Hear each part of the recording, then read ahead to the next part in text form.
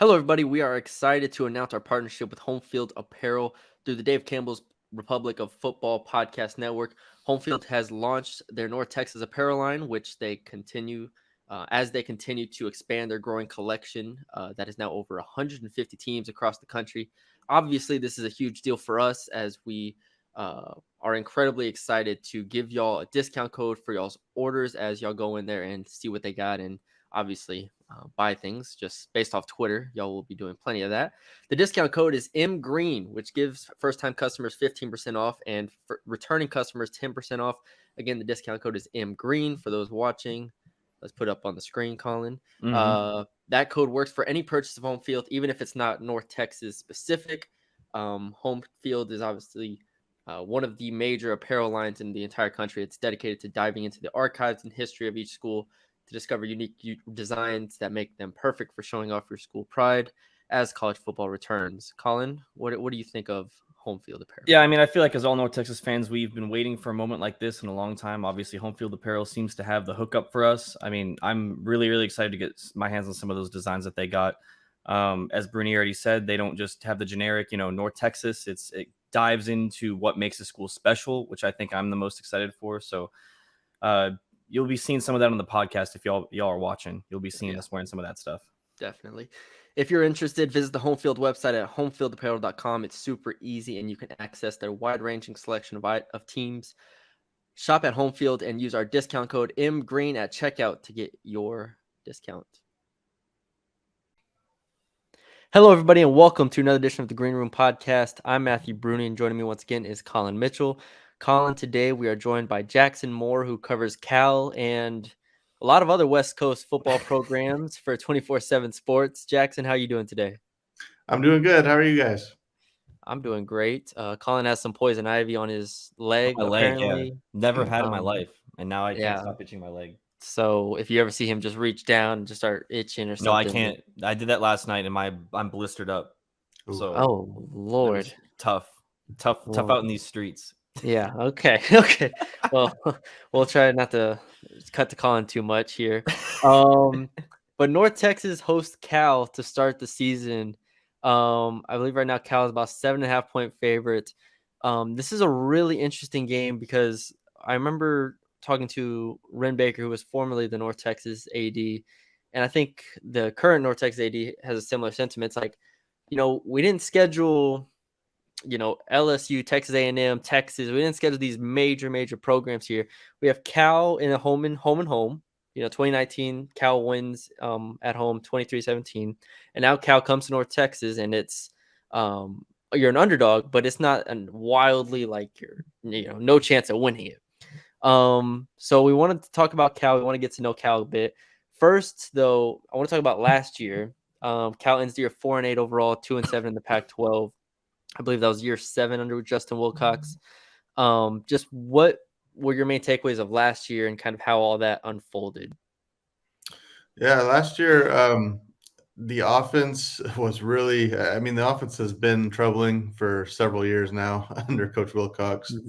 He's a defensive guy, so a lot of the blame goes on the OC, and they fired Bill Musgrave with a few weeks to go still in the season. A couple of the offensive coaches were shown the door as well. So just kind of the big takeaway was that the 3-year experiment of the Bill Musgrave pro-style offense failed, and it was time to start over. They brought in Jake Spavital as the new OC, and it's going to be spread out, aired out, explosive as they can be. So the other aspect of this team that kind of taken away from last year is that what I've been told, they tried to flip the roster. They've got 50 newcomers. So a lot of players were kind of pushed out, or they left on their own accord on the portal, and they brought in 20 plus D1 transfers in. They had a couple of players get picked off that they did not want to have transfer out. UCLA stole a couple of players from them, but otherwise they feel like it's been fairly a healthy transition, even with that many numbers. Defensively, it was just kind of meh. Justin Wilcox is known for his defenses. He's got Peter Sermon as his defensive coordinator. They've been together for quite some time, but the defense just hasn't been as good the last couple of years as it was early in the Wilcox era when they had Tim DeRuyter, 2017 to 19. Those defenses were a little bit of a different level. So They went into the offseason trying to kick the defense up a notch and just totally overhaul the offense because it just wasn't good enough last year. North Texas, obviously going into the American, they're trying to, prove something. Cal, it sounds like, with not moving to a new conference yet, we'll see. But with the transition of all these players, are they also trying to prove something? I think so. It'll probably be more head-to-head against these teams that are all leaving them in the conference. Yeah. When they get to that. But I think there's just some proving to be done just within this program and the staff. They've been kind of close the last 2 years, they feel like, but just not good enough to hit 500 and be bowl eligible. And they want to just try to get over that hump. But I think emotions are going to be pretty high when they face any of the Pac-12 schools except for the 3 that they're stuck with right now, and when those games come around. Yeah. I did wonder about last year, just looking through the schedule. There was a lot of close losses. 5 losses by 7 or less, including Notre Dame, USC, UCLA. You summarized the last season well in terms of what they couldn't do, but like there had to be something to keep them close in these games, right? Was there any what led to that? Yeah, I mean, they were okay. I feel like the Pac-12, the top half of the conference, really elevated itself to another sphere last season. I mean, the USC's taken off, Washington took off, Oregon and Oregon State were both terrific. Utah, of course, winning it It's all. a really good conference. Like, it was one of the better Pac-12 years ever. I can remember. Definitely. And so this was the Cal team, I think, in most years, and probably this year's team too, would have been more middle of the pack, maybe a spot or 2 up in that upper half, but just not. I mean, they were able to play tough and play close with a lot of teams, but it feels like even the close games probably weren't as close as the score suggested. The year before that, they also had, I believe they went 5-7, and just a ton of games where it was like last play, overtime, the ones that just really got away from them in the last moments. And I thought this past year maybe they would get some of those wins, but I think the competition just got a little more difficult, and they weren't. I feel like that's kind of what you get when you have defensive coaches. Maybe I'm just trying to think, because over here at North Texas, it had Seth Luttrell, offensive coach, and the losses were always like 30 points. So it was never quite that close. So I feel like defensive coaches can keep it close a little bit more. But Colin, would you? You already kind of mentioned it.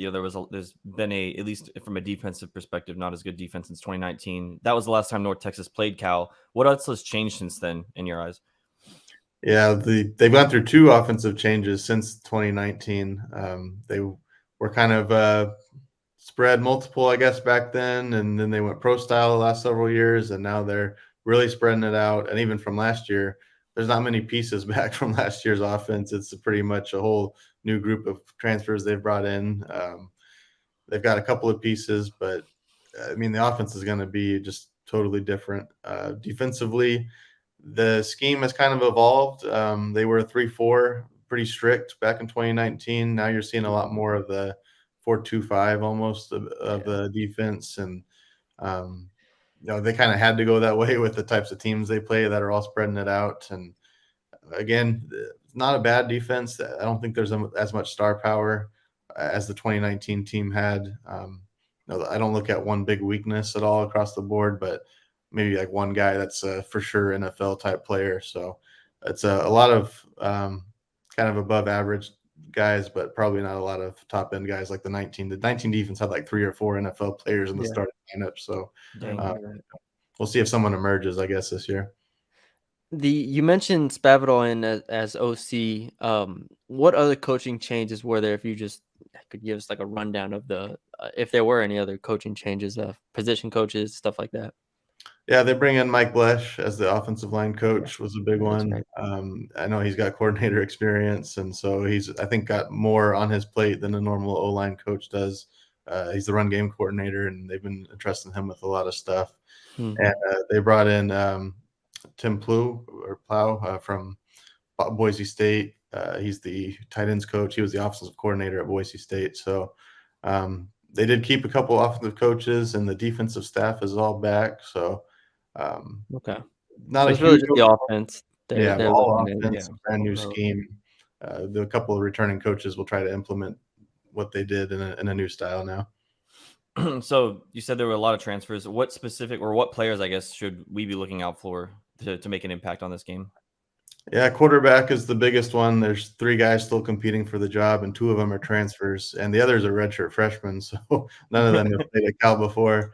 Yeah. You've got Sam Jackson from TCU, who is just a crazy athlete, but has been throwing a lot of picks in spring and fall, and not a very experienced quarterback, so it'll be interesting to see if he does get the job and if he can dazzle or if he, has a turnover fest. They brought in Ben Finley from NC State. He's got a little more experience, a little more of a prototypical quarterback, and Fernando Mendoza is the redshirt freshman. Some transfers otherwise. They brought in Brian Hightower at receiver from Miami/Illinois. He's on stop number 3. Taj Davis from Washington's a big one. On the O-line, they were able to snag Barrett Miller, an offensive lineman from Stanford, from across the bay. So he's probably one that's going to start. Noel Williams, the cornerback from UNLV, has been one of the stars of spring and fall. And those are probably Patrick McMorris at safety. He's from San Diego State. He was a star player for them. So probably a solid 5 or 6 starters and a lot more that will be on the second team. Yeah. Asher Alberding coming over with Mike Blesh from North Texas over there. So see if he can maybe crack the 2 deep. He'll be back in Denton to see his old friends. Man, 50. So 50. That's crazy to think about. Yeah. So that's, I mean, what, 25 or 30 freshmen and 20 something transfers? Yeah, it's roughly something like that. 25 plus transfers, and they really didn't have that huge of a freshman class, but then you mix in some walk-ons and all the other last pieces. So I mean, probably a legit 40 scholarships, 25 for 15 high school. I mean, you cover, like I say, I mean, for those who I didn't even preface it at the beginning, but Fresno State, Stanford, Hawaii. Who am I missing? San Jose State. Like you cover all these schools. And I mean, Stanford and Cal being the 2 P5 ones. Does it feel like Cal's kind of in that situation that all mid majors or G5 teams are in right now, where it's like we're losing that much talent from the transfer portal, so we have to go portal to like replace them to a degree? Does it feel like they're in the same playing field as like Fresno State? Somewhat. I'd say, we'll see if it lasts with the way that things are changing, but they had a lot more backing, I think, to go get transfers. And they did have some players, I would say, stolen, quote unquote. So there's definitely a Power 5 pecking order. As mentioned, UCLA came in and grabbed a couple of their stars, and that stung quite a bit for a Power 5 school that's not used to seeing stuff like that. So, but they were able to go out in the transfer portal and get a lot of players. They got a lot of underclassmen too from the portal, some guys that developed. So it wasn't all just plug and plays, but it did, seeing especially this particular cycle where NIL kicked up a bit, it feels like Cal had more resources than the Fresno States and the San Jose States to go get players. Okay. Real quick, Colin, you're good. No, I was just gonna say it does feel like with how Cal has operated in the Pac-12 in general has operated, it's like they're definitely above the Fresno States and San Jose States, but it'll be interesting to see in the future how they kind of carry it out. But like you said, with the NIL, with everything, like how the money kind of flows through Cal moving forward. But Colin, what were you gonna say? Moving, I guess, toward the game more so. From Brune and I's perspective, we think that this is a game that is winnable from North Texas' perspective. And we think that, this would be if they did win this game, it would be like a dream start, to start the season in the new conference. What's this game look like from the perspective of Cal? It's kind of, I think most Cal fans, at least they're favored by a touchdown on the road. They think they're going to win, but it's just hard to say until this offense comes together, because it is an offense that is going to spread it out and take advantage of one-on-one matchups and try to make explosive plays. And if you're a Power 5 team with the legit talent against maybe some group of 5 schools, that's a score that could inflate and be more lopsided than probably the actual talent gap is between the two schools. So, if they can figure it out offensively, and I'm not well versed on North Texas's secondary, maybe they're every bit as good as Cal's receivers. If there's a deficiency there, though, that they're going to do everything they can to try to take advantage of that. I do struggle to expect to see this Cal offense click for 4 quarters, especially not even knowing who the quarterback is going to be. So I think defensively, they figure Cal's going to hold their own there, but it's going to be a matter of, is this offense going to go off or is it going to struggle? And it could really go from either end of the spectrum. If you had to, on paper, without even, I guess, thinking about schematics too much, if you had to pick a strength as far as position units for this offense, what would it be? Would it be those receivers, or what are you looking at? I think you got to put Jaden Ott, the running back, first and foremost. He had a big year last year as a true freshman. Had a 250-plus yard game against Arizona, and didn't do that every week, but was pretty solid all year long. So I think he is probably going to end up being the focal point, even though through spring and fall he hasn't been the focus because there's been so much else to work on. So it may be how they play off of him, though, because if Sam Jackson is the quarterback and they run a bunch of read option, I think that's going to be the strength. And then when defenses come up, they'll try to hit the receivers over the top. Gotcha. Is there any concern with the heat down in Texas? Yesterday it was 109 degrees in Dallas, and it's today. I think it's a 104 right now. Do you think that plays any type of effect? Yeah, definitely. In fact, Cal is tentatively planning this week to go out of town to practice somewhere else, to find somewhere that's a little hotter. I will say, because I'm here in Fresno, and it's also very often 105 plus, and I'll go to Berkeley and it'll be 80 degrees, but Fresno's like that oven heat, but Berkeley is like the sun is like you're under a magnifying glass. It's like, man, I almost would prefer that 105 back in Fresno than the way that the area sun hits you sometimes. So I don't think it'll be overwhelmingly bad, but I do think, if there's any sort of humidity, that's something they're not going to be used to. And just dealing with that heat for 4 hours is not going to be fun. So we'll see if they get adjusted somewhere outside of Berkeley this week. Yeah, that's interesting. They're making the move. Defensively, what do you think the strongest position unit or group is for Cal? I think if you're going just top talent, Jackson Sermon at inside linebacker is the biggest thing they've got going. They don't have as good of a number 2 inside linebacker to go to. You'll probably see a few different players play there. I think outside linebacker is probably the deepest group, where they've got 4 really good upperclassmen that there's not a big drop off. You'll probably see all of them play. So somewhere within that linebacker core, I would say the strength is for sure. Interesting. Yeah. I don't have anything else. I don't have anything else, Brune. No, I think that's all I had too. It's there's a lot of unknown as far as the offense being unknown to a degree is interesting but I think it's probably, you're right. There's probably a risk they had to take, because at this point it's just like, they haven't done anything. More in a general sense is, so Wilcox is entering year 8, correct? 7, 8. 7, 8, yeah. Like that's a lot. Is there pressure at this point for him? He just signed an extension. Oh, no, he's chilling. Yeah, and the money could be gone in a hurry here with the conference situation. Even if they had all the money they needed to get rid of him, so to say, I think the whole thing here is they got a new OC. They're switching the offense, and it's kind of a 2-year thing to see if you can get it going and then build on it in year 2. And if not, maybe they throw everything in and start over with a new coach. Yeah. Well, Jackson, that's all we have for you. Thanks for joining us, man. This has been really good, really insightful for us. Obviously, North Texas guys learning about Cal. We'll see what the weather's like whenever Cal gets down here. And thanks for joining us. All right. Well, thank you for having me. I appreciate it. For sure. All right, Colin. Go for a little bit here. I do want to talk about, I guess what stood out to you most from what Jackson had to say. First, it was the 50-plus player turnover, which is a lot.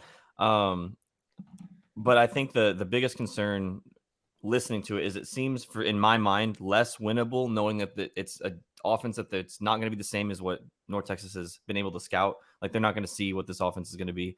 And then 2, it's a spread offense with what seems like an athletic quarterback. And you mentioned read options, and that kind of concerns me because that's something that North Texas has been not great with. Yeah, I mean, that depends on who gets the starting quarterback job, which they still don't know. That's true. Like, but he's I forgot. I think it was Sam, the TCU quarterback. He was the only guy that he mentioned by name, so I was just like Sam Jackson. Well, he said Ben Finley as well. Ben Finley from NC State is in the picture. Jake Spavital does come from Texas State, so he was the head coach at Texas State. Now he's the OC at Cal. So he worked his way over there, and Texas State was, I mean, so they at least have the tape of Texas State's offense last year. I don't know. I feel better after talking to him. Really? Like, I understand what you're saying in terms of Cal's offense is going to be very boom or bust. This is week 1. Week 1 on the road when your quarterback situation is obviously not ideal, like, at all. Probably, like, they might roll out a worse quarterback than Chandler Rogers or Stone Earl at this point. Like, their quarterback situation is not ideal. You have 50 new players out of 80 on this team. Obviously, new OC, new offensive coaches, all this stuff. Like, Mike Blesh is one of the OCs as well. Like, or at least has a hand in the play calling as well. Yeah. I don't know. There's not a lot that scared me here. And then when you ask about the offense and defense, like, strengths and stuff, and it didn't sound like it was very much like, oh, this guy you got to watch out for. This guy you got to do this and that. It's like, it feels very much like a rebuilding program, albeit it has the same head coach, but also a program that is just trying to tread water right now. Yeah. I guess I think of it from the perspective of the talent that Cal would get compared to North Texas. They do have more talent than North Texas. Right. So it makes me think, oh, yeah, any receiver, like a okay receiver on Cal is like a good receiver in the American, I feel like. It's like, but again, they don't have like a Jair Shorter. No, I understand. But then North Texas on the other side doesn't really have, you have Ridge Tejada, and then what do you got? We have question marks at the rest of the secondary, kind of, to a degree. So again, this game to me probably comes down to more of, does Cal have its stuff together? Yeah. Like, does Cal's offense have stuff together? And honestly, I'm perfectly fine betting that they don't, because year after year, we see first-year head coaches, first-year programs, first-year overhauls not be comfortable year 1. Like, North Texas, I know the same situation. North Texas are they in the same situation? North Texas did not have 50 new players on this team. Not 50 new players, but you just use new coach. But are they in the same situation? The Cal, to me, feels like very much an overhaul. North Texas wasn't an overhaul. We've covered that. North Texas was like okay, we got new coaches, but we still have the same team pretty much. That's true. Yeah, the whole team. I mean, a lot of the team stayed. Like, Jair's gone and Deshaun Gaddy's gone, and we go down the list of players who are gone. Like, I'm not saying those guys don't matter. Larry Nixon. I'm not saying they don't matter, but like, they're not getting replaced by transfers per se. And maybe they should be getting replaced by transfers, right? Maybe that's what Cal's doing, right? They're replacing the guys who transferred out with transfers. North Texas, for the most part, is replacing those guys with guys who have been in the team. If you look at receiver, Damon Ward, Trey Cleveland's no transfer, but Damon Ward, Travion Brown, Kalen Horton, Jamori Macklin are all back. You lose your linebacker, you slide in Jordan Brown, and Kevin Wood's injured right now, but like, those guys are all returning. So it's very much going to be a talent versus continuity type thing. Yeah. Because you're right, North Texas has a new head coach and a new staff, but it feels like to me that they have more continuity going into this year. They know what they have more than Cal. Yeah. That's like, fair. That is fair. Yeah, because the 50 transfers or whatever, or 50 new players does seem crazy. 50. It's an insane number. Like, I don't even think Auburn has. I don't even remember what Auburn's at. They're not even that close. I'm trying to think of teams that have got a ton of turnover with head coaches, but yeah. So that's where I felt better after talking to him. I was like, all right, you're not as talented as Cal, right? But they don't have NFL players like they did in 2019. That's true. Like The defense isn't the they don't same. have the top end talent that's really going to beat you. So if you're sharp, if North Texas is sharp, they're going to have a puncher's chance, and it comes down to how sharp Cal's offense is. Like that's really all this comes down to. If Cal comes out slinging the rock and is getting 15 yards a pop, like yeah, you're done. But a couple 3-and-outs, give you a window, get momentum, 100-degree heat. We're right there, Colin. Undefeated season. Drink the lemonade. Anything else on that? I don't think there's anything else on that. Drink the lemonade. Thought it was Kool-Aid last week. Kool-Aid. All the aids. All the aids. Oh, God. Oh no. We'll leave it in. That's funny though.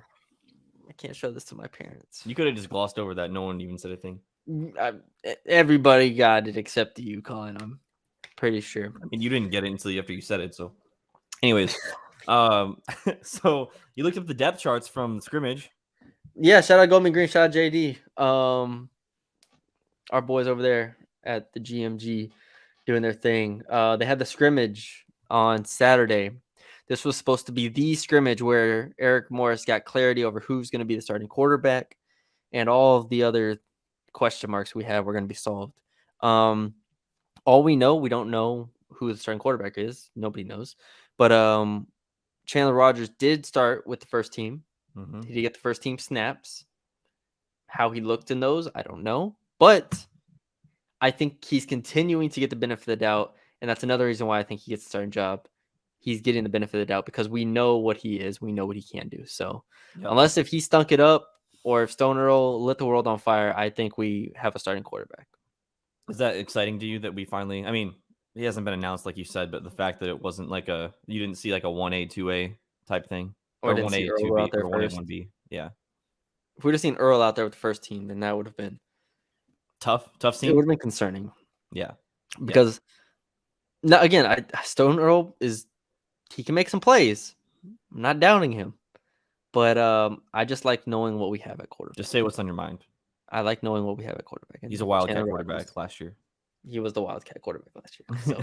So, Trey Cleveland, first team receiver with Jamori Macklin and Rod Burns. Not too surprising. I will say, guys like Damon Ward, I think, can work his way in there as well. Mareka Blair, second team, Earl Horton, Ward, Conrad, Johnson Adai. How worried are we that Oscar Attaway is not quite back to what he was? It scares me. It scares me. As an Oscar Attaway truther, it scares me. Not in the sense that I don't think it's going to affect the team in a lot because we've talked about this numerous times. The talent in that running back room is top. So, like, if you lose Oscar, you're just giving two other guys who are equal, if not better than Oscar, an opportunity to play more snaps. Now, I thought Oscar would be one, throughout his whole career here at North Texas. It hasn't quite panned out that way, with injuries and things like that. But I guess you just got to run with the healthier options. Well, the thing is Attaway's been getting reps in practice. I don't want to say he's there. Yeah. I read through the scrimmage highlights from, again, Goldman Green. Shout out to them. But Attaway had a rushing touchdown with the second and third unit, like with Reuter as the quarterback. So, like, there's definitely room for him in the room, but it's like at the same time, Adai and Ragsdale seem like they're locked. They're the guys, as the guys. Everybody else you kind of figure in, piece in around there. This also says Attaway is looking back to full form. This is outsiders watching the scrimmage. So if Attaway was back in full form, I think he would be. I think he's the best running back in the room, but it's just very clear he's not quite there yet. So we'll see. Anything else from the scrimmage notes? What's linebacker look like right now? Who'd they throw in linebacker? If that's even on there, I don't know what's on there. Jordan Brown, Carson Crop, Wolowski.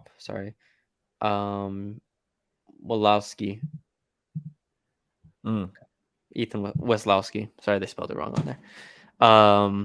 Jalen Smith also getting runs. So it's It's a shaky linebacker room.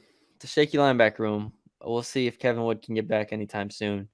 There are concerns. Again, the talent level of North Texas defense is not quite what you want it to be going against this Cal offense. But I think still feel good about the defensive line, and I feel good about Rich Tejada. And maybe I think the safeties are pretty decent too, like Phil Hill, Logan Wilson, or whoever else. Because we've only heard good things about them so far. So I feel good about that. But I think that's it. The only thing we have left to do, Colin, is figure out what we're gonna do for our punishment for this year for our pick'em. Yeah. Shave the head option is still on the table for you.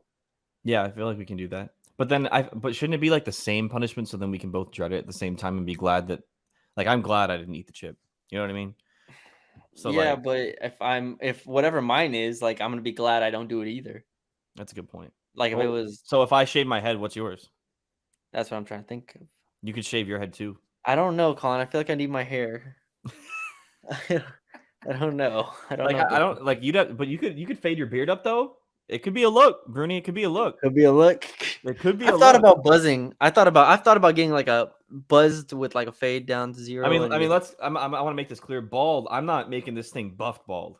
I'm shaving it, but it's not getting buffed out. You know what I'm saying? Why not? That's crazy. That's hilarious. That's crazy. Like, I'd have to like put oil on my head. Well, that might not be healthy for your hair to go all the way down to like bald. I mean, I don't know. My dad's bald, so. Well, you'll be bald eventually. Yeah, but he's been bald since like 23. So you're doing well. Matthew McConaughey once was bald, and he grew his hair back. Yeah, like, I mean, and he buffed it, I think. All right, so Colin's shaving his head. Yeah, I'll shave my head. You should shave your head. I think it'd be a good look. I'm not shaving my head. It could be a look of looks, Brittany. I'll think about it, but let's think about something else. I mean, it can't be the chip again. I could jump in the pool when it's freezing cold. Jump in a pool while it's freezing light cold. Work. That's light work, Colin. You just jump in a pool. Is light work. All you're doing is shaving your head, cutting your hair. You're getting a haircut. It's affecting me for months. I can't grow this back and like you're married. You work from home. I don't know how it affects you. What is it? Okay, well, jumping in. People do cold plunges all the time. How? But I'm gonna go into shock. I could like. You're gonna go into shock. Seriously injured. Like where? First, tell me where you're gonna jump into a pool. I have a pool right outside. It's on my apartment pool right there. It's gonna be open when it's freezing. I would jump a fence for this. You don't think they drain the pool so it doesn't? They definitely drain the pool. They definitely drain the pool. They don't drain the pool. They definitely drain the pool. All right, let's think about something else then. You come up with an idea then. I mean, if you're gonna do something in cold water, it has to be like a lake. A lake. like, hey, you want me to jump in the bayou down here or something? You do a Texas trip. We go to Lake Texoma, and you have to swim like 50 feet out and come back. Wait, what trip? Lake Texoma. You come here. We drive up to Lake Texoma. You just swim 50 feet and then swim 50 feet back. Hold on, because then that's like something, and I'll be on standby. But I also have to make a trip up there, Colin. You're gonna make a trip up here sometime. Yeah, at some point. What season ends when? You were here last time. You were here for the bowl game. You'll be here. Season ends January, December, or December. Well, early December. Well, it depends on bowl game. Depends on when the bowl game is actually. You'll be here for Christmas. That's what I was thinking of. So that's what I was thinking of. Those are my ideas. Or that was my idea. Was jumping cold. I'm sure I could come up with something else.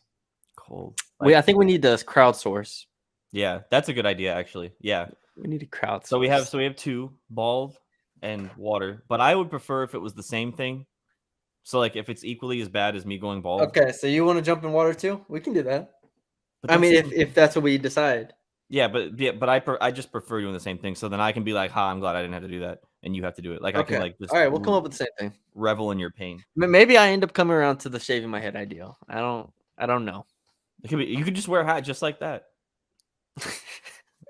Yeah. Just bald. It's only when you take it off. Just bald. You see, how does this look? I can still see this. It looks good. Crazy. We'll see. We'll crowdsource. Let us know what you think. Let us know what we should do. We'll make what our punishment should be. Or we'll post like this clip as a Twitter thing. Yeah, let us know what our punishment should be for the season pick'em. Last year, it was the one chip challenge. For those who maybe didn't see or aren't familiar, I lost and I had to eat the hottest chip ever, and it would made me sick the entire day. And That it was was so funny. absolutely That was awful. so funny. If you haven't seen it, it's on our YouTube channel. Go check it out. Carolina Reaper and pepper. Ghost Scorpion Pepper. Oh, Ghost scorpion pepper. Jesus. Of course, that ghost pepper. So, anyways, yeah, I went through all of that. Yeah. Yeah, good on you. That. Strong. Nothing we do, I don't think can top this. Well, that's why I want it. I don't want to top this. I don't want to put anybody through that. this. I want it to be equal to that. I don't want it to be equal to this, Colin. This ruined my life. It didn't ruin it. You're fine right now. Am I? You now can say I went to a Mexican restaurant the other day. Yeah. They brought out some salsa verde, and I was like, I was eating. It was after. It was when the food came out, and they brought out like the side. I was like, all right, well, this won't be that bad. So I got the fork, just to see how hot it was. Fork, put a good amount in my mouth. That thing was, it was hot. It was hot. I was like, I don't know where this is on the scale of like, Scoville units. The Scoville units. Yeah, it's gotta be. I bet it's they gotta be up there. I'm not in the millions or anything like that. I'm not saying that, but it's. I remember you just reminded me. So Brune prepping for this hot chip would send me pictures of salsa. He'd be like, prepping, and I'd look it up, and it'd be like 100,000 Scoville units. I'd be like, Brune, you understand this is like a 10th. Yeah. Or like a 100th of what you're about to experience. 20. It was like 2 million. Wasn't this like 2 million? Something like that. Something like that. 2 million. Yeah. I was like, you're not gonna be ready. He's like, no, I got it. But I don't even think it was 100,000. I think I was doing like 50,000. Yeah, it was like jalapeno, like something low. That was I was funny. Trying. Nothing was gonna work. Anyways, the salsa I had was probably about 100,000 or so. That's that stuff. I went to Mexican. I'll end it on this story. I went to Mexican place last night. And looking through the menu, ceiling tiles are stained. It looks like a hole in the wall little place. Scrolling through the menu here, it's like fajitas, quesadillas, whatever. And then I see po' boy. I'm like, what? And then below it, jambalaya. And I'm like, what? Where am I? What is this place? This man's in Louisiana. I got quesadillas, but it was like only Mexican. Like it was called Rivera's. Yeah. It was like, it's I don't know what Salva Tex-Mex is, but that's what it said. Salva Tex-Mex. And I was like, why is there jambalaya on here? I got quesadillas. They were great. But have you ever gotten a burger from a Mexican restaurant? They had burgers there too, but no, I haven't. I don't think I have either. I go to a Mexican place to get Mexican food. So that's right. All right. So we'll come up with something. We'll have our season predictions out on what's Friday. What's your least favorite food? You have to eat octopus. I eat octopus. It'll be easier for me to just get oysters down here. Yeah, but oysters, I feel like you're already bred for that. I've had char-grilled oysters. See, we can't do that. But I didn't love them. They were okay. They were cool. That looks disgusting. But oysters are disgusting if they're not char-grilled. Slurp them up. I'll throw up if I have an oyster. Oysters. I will throw up if I have an oyster. Slurping that mucus down. No. Yeah. Okay, I won't be that great. Like the char-grilled oyster, charbroiled. Or like frog legs. I could do frog legs. Oh, okay. I think like grilled frog legs. See, you're crazy. I don't know. Like, what's something raw that I can? They have fried frog legs down here. Yeah. Can't do that. I still think raw oysters. Oh God. That's pretty bad. That's pretty bad. That's pretty bad. Do we want the people to see me throw up though? Like, it'll be. Oh yeah, I don't know. It can't be one. It can't be one. It had to be like 5. Yeah. Like you have to finish 5 of them. We'll see. Y'all vote or y'all tell us. We got a week or so. We got 2 weeks, almost 2 weeks before the season starts. This tells us how serious we have to take these pick'ems. So I'm taking it very seriously. I'm not losing again, Colin. That was crazy. You lost my tiebreaker. I'm not losing this. This is the worst day of my life right here. That was so funny. But yeah, let us know what you think. We'll be back on Friday with our season pick'em or season predictions, and then it's game week. Get into game week, and we'll get back to doing 2 podcasts a week. Well, I guess this week we're doing 2 podcasts a week, so already back in the rhythm of 2 podcasts a week. We will, let y'all know how the schedule goes from there. And yeah, we got our Twitter now and everything's running. So still going up a lot over there. So thank you all for y'all support over there. And yeah, leave us a 5-star rating and review. Leave us a like, comment, share, subscribe. And we will talk to y'all later.